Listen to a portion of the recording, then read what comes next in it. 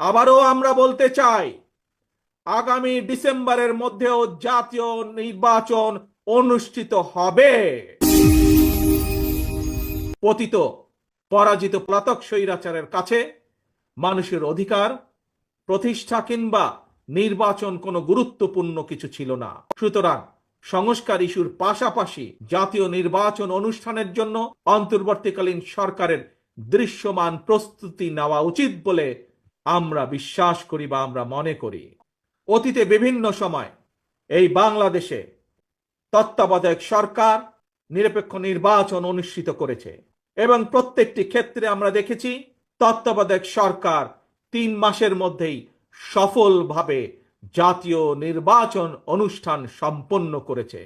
সুতরাং অতীতে এই বাংলাদেশে রেকর্ড রয়েছে 3 মাসের মধ্যে জাতীয় নির্বাচন অনুষ্ঠিত করা সম্ভব।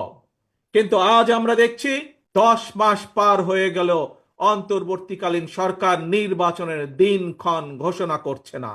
আমরা ফ্যাসিবাদ মুক্ত বাংলাদেশে জনগণের সরাসরি ভোটে জনগণের কাছে জবাবদিহিমূলক, জনগণের কাছে দায়বদ্ধ একটি সরকার দ্রুত দেখতে চায়।